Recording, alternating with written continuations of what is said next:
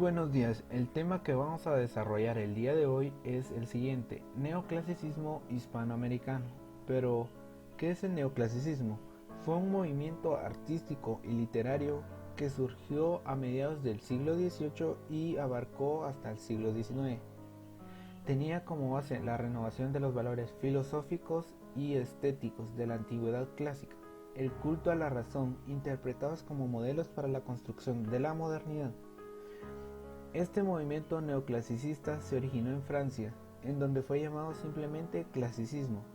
Desde allí se extendió hacia el resto de Europa y América, de la mano de la expansión del iluminismo o ilustración, que fue clave filosófica del movimiento neoclásico en todas sus manifestaciones. Pero conozcamos un poco más de su historia. Se dice que fueron tres procesos que fueron clave del movimiento neoclasicista. El primero fue la aparición de la Ilustración, movimiento filosófico que defendía la razón, el conocimiento y la secularización como propósito para derogar el dogmatismo y fomentar el progreso. El segundo fue el descubrimiento de las ruinas de Herculano y Pompeya, que despertó nuevamente el interés por estudiar la cultura grecolatina, que fue la fusión de dos grandes culturas occidentales en la época clásica. Y tercero fue la llamada doble revolución, es decir, la revolución industrial que estaba modificando los modos de producción y organización social, y la revolución francesa, que proclamaba la igualdad, libertad y fraternidad. Pero conozcamos un poco más cuáles fueron sus características de este movimiento. La primera fue de carácter didáctico y moralizador. El fin del neoclasicismo era la educación y la moralización de la sociedad con miras a la construcción del nuevo proyecto moderno.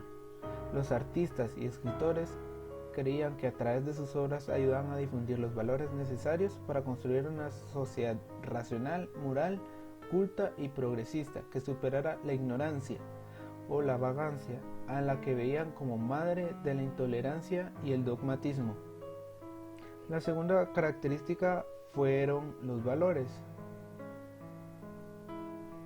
Entre los artistas existía una convicción por crear una estética que le confiriera un nuevo sentido al paso de la tradición a la modernidad, bajo la escala de valores que se consideraban racionales y en esa medida universales.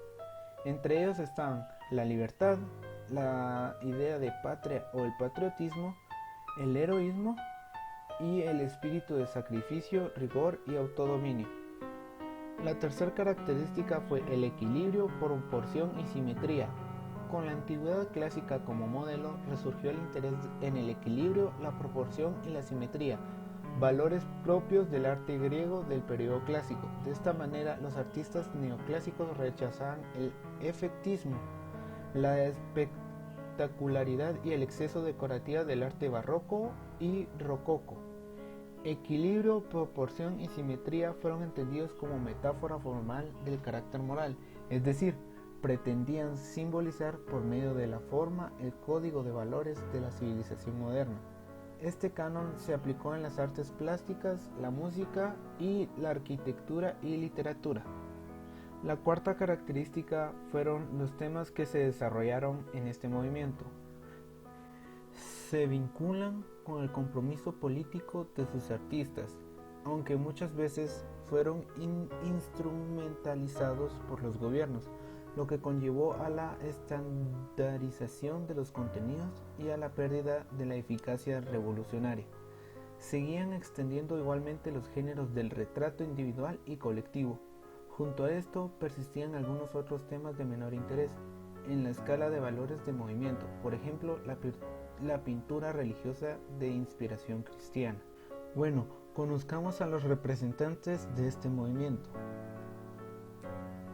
El primer representante es José Joaquín de Olmedo. Nació en Guayaquil el 20 de marzo de 1780 y murió el 19 de febrero de 1847. Fue un abogado, político, prócer y poeta guayaquileño. fue uno de los personajes de mayor trascendencia y participación en la historia ecuatoriana. El segundo fue Rafael Landívar. Rafael Landívar nació en la ciudad de Santiago de los Caballeros de Guatemala el 31 de octubre de 1731. Murió en Bolonia, Italia, el 27 de septiembre de 1793. Fue considerado como el primer poeta guatemalteco y el primero en cantar a Guatemala una oda de homenaje a la patria. El tercero es José María Heredia. Nació en Santiago de Cuba el 31 de diciembre de 1803 y murió en la Ciudad de México el 7 de mayo de 1839. Fue un poeta nacido en Cuba, considerado como el primer poeta romántico de América, el iniciador del romanticismo en Latinoamérica y uno de los poetas más importantes en la lengua española. Es conocido como el cantor del Niágara y fue nombrado poeta nacional de Cuba. Por último, Andrés Bello. Andrés de Jesús María José Bello López nació en Caracas el 29 de noviembre de 1781 y murió el 15 de octubre de 1865.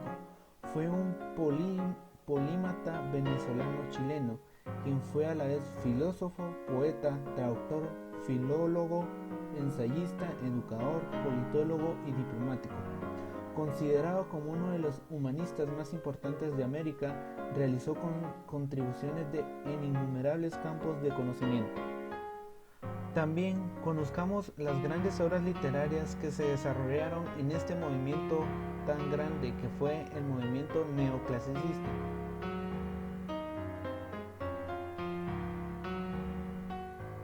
La primera obra literaria es La Victoria de Junín.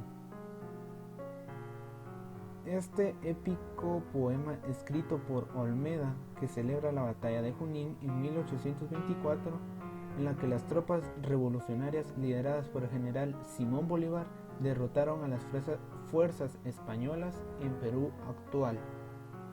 El segundo libro, que fue el Rusticatio Mexicana, es un poema escrito por Rafael Landívar en 1871.